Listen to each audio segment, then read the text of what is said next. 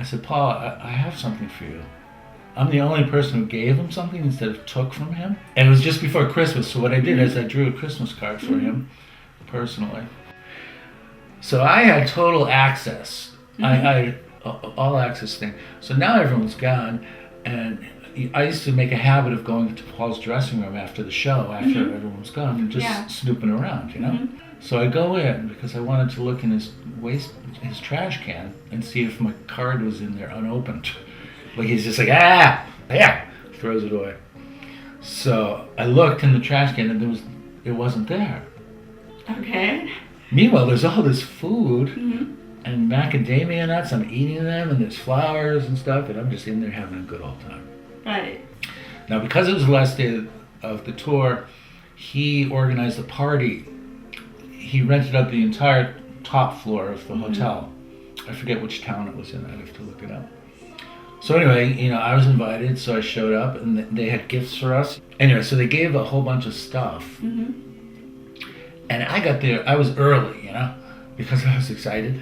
You know, you're not supposed to show up early for these things. And Paul wasn't there, but a guy, and I'm talking to this guy, and then I hear behind me, hey, Mike. And I turn around, it was Paul, you know, and he looked fantastic. I'm starting to sound like John Lovitz. He looked fantastic. And he's standing with Linda, and he goes, Mike, thanks for the card, I really liked it, you know.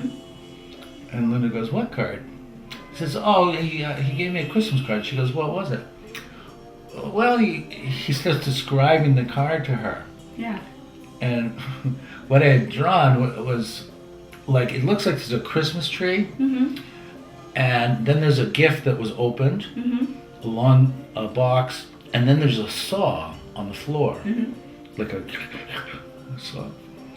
And then, but you realize it's not a Christmas tree, it's a prisoner who had cut a jagged hole in the wall of his prison that looks like a tree. And it was snowing, and the snowflakes look like ornaments. And Paul describes it. He says, but then you notice that there's a little chap running through the snow in the distance, going, running away, you know?